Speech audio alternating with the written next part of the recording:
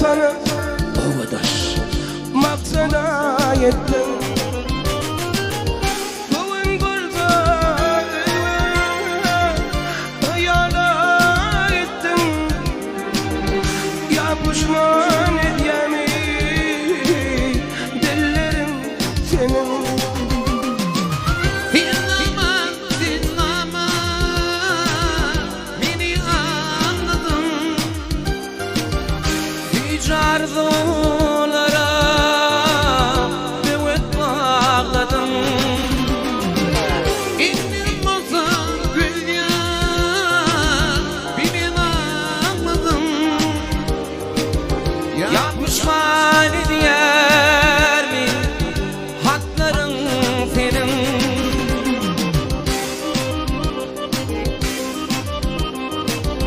Sevmedimden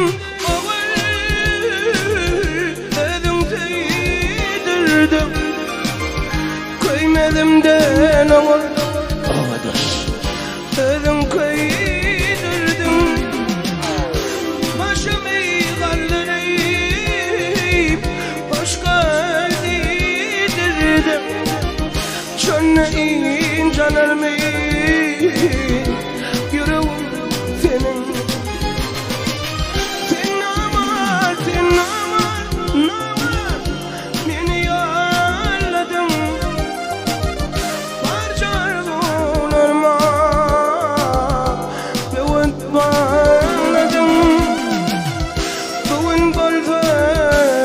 Bugün burada göz yaş bilin ağladım. Yapışman edyemi dillerim senin.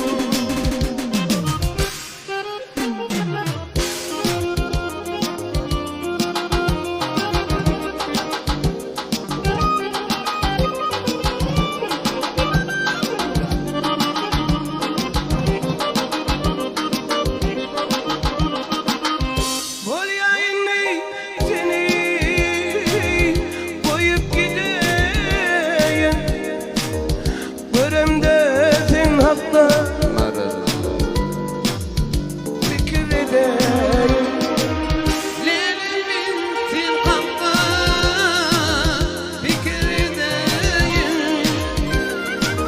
Şönleyin çalar mı yüreğim senin. Sen namar, sen namar beni yolladın. Siz arzularıma büyük bağladın. Düğün olsa göz yaş bilin ağladın. Yakadın urdumu dillerin senin. Bugün burada göz yaş bilin ağladın. Yağdan vurdum hatlarım senin. Yapışman ediyem hayday hayday.